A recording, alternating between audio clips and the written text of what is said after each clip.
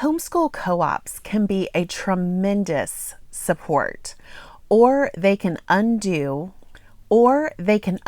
months of work in your homeschool.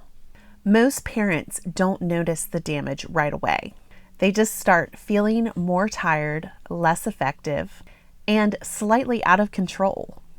Today, I want to show you the red flags that I would look for if I were considering enrolling my children in any sort of homeschool co-op, homeschool hybrid school, or really any homeschool activity before I ever commit my time, my children, or my authority. Now, I want to be clear, I'm not anti-co-op, although it may sound like it at times. And when I use the word co-op, I'm kind of using that as an umbrella term to encompass actual co-ops, hybrid schools, cottage schools, any sort of homeschool group learning situation where you're not hiring like a private tutor or your child isn't just going to a singular class. So this is all about discernment, leadership, and alignment with your homeschool goals. In Ashley's world, the home is the primary institution, and it's never going to be the group. The goal of a good co-op should be to support what is already happening at home and never to replace the leadership that should be in place in the homeschool.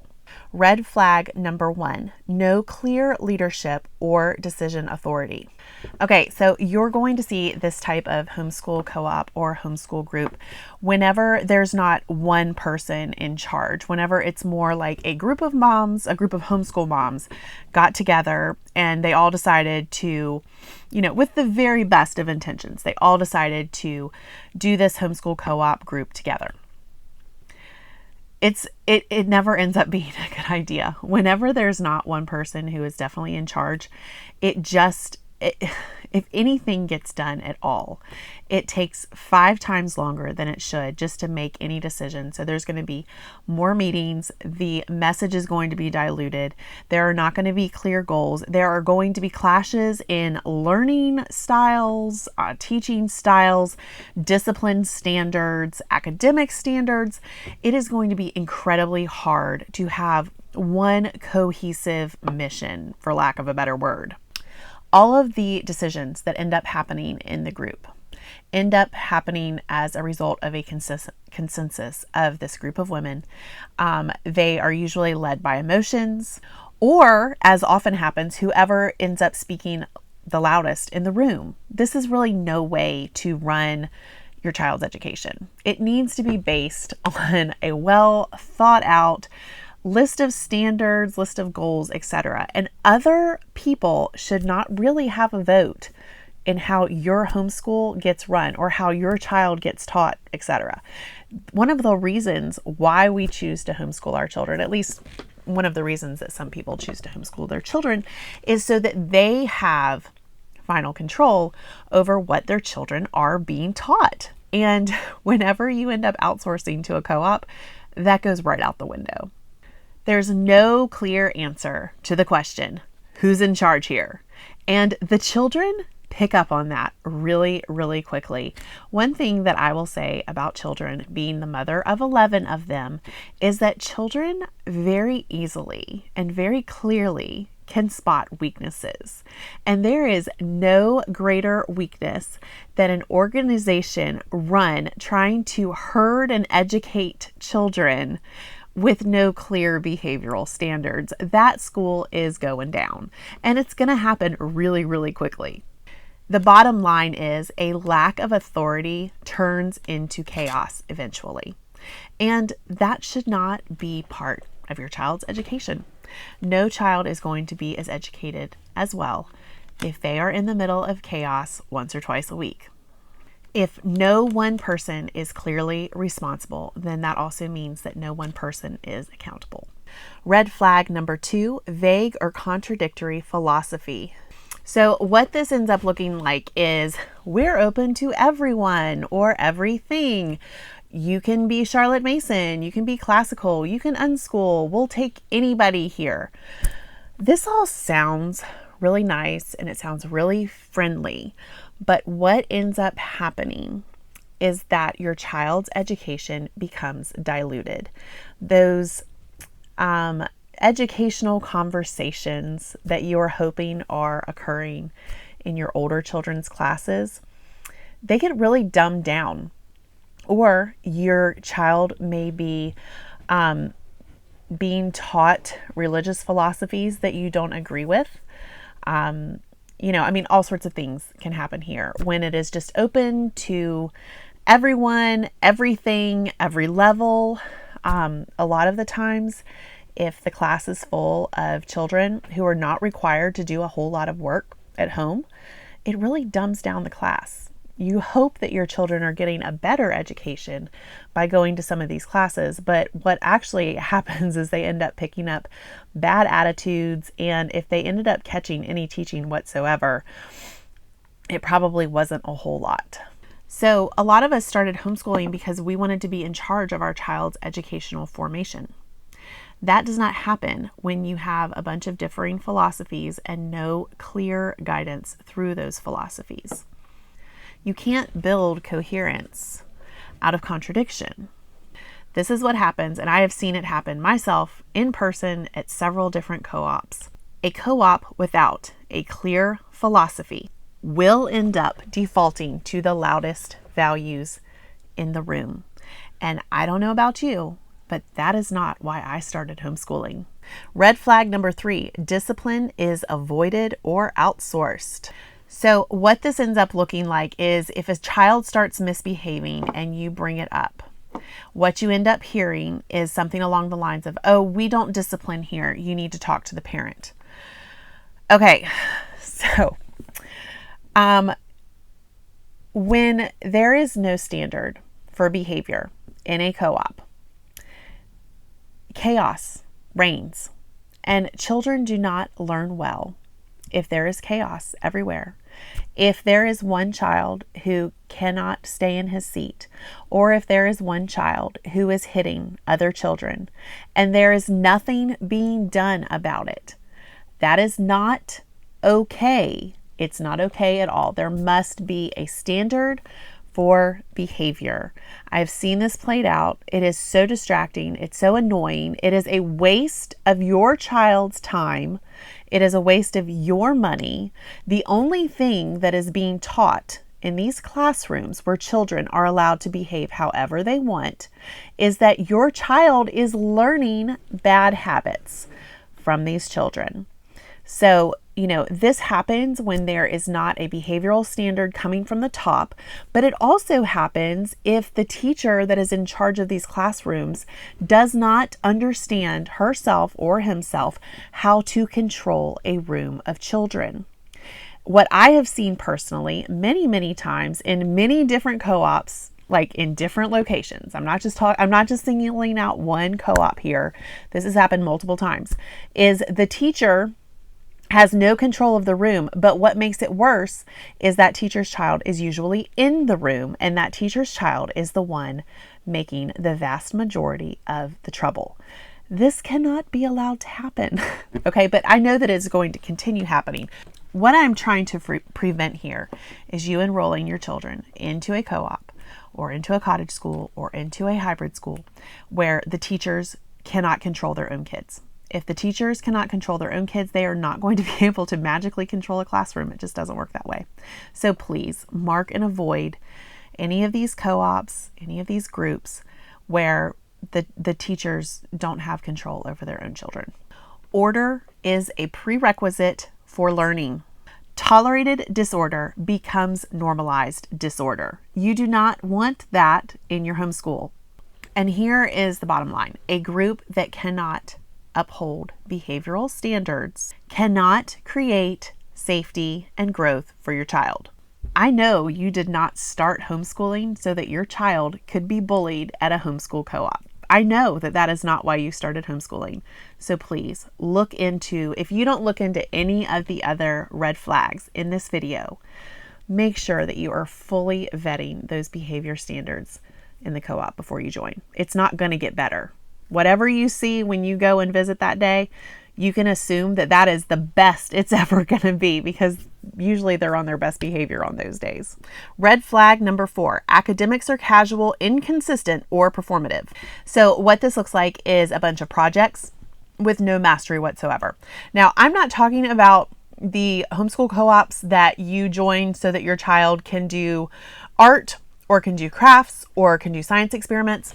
That's completely different. Those are fun. Those have their place. I'm not bashing those at all. But if the only thing that is happening there are these projects and they're not actually mastering any material, you need to know that going in so that you can adjust your expectations. If you think that what your child is getting is a full-fledged science class, but all they're ever doing are the experiments, you just need to know that ahead of time so that you can make sure that your child is getting a full science education at home as well.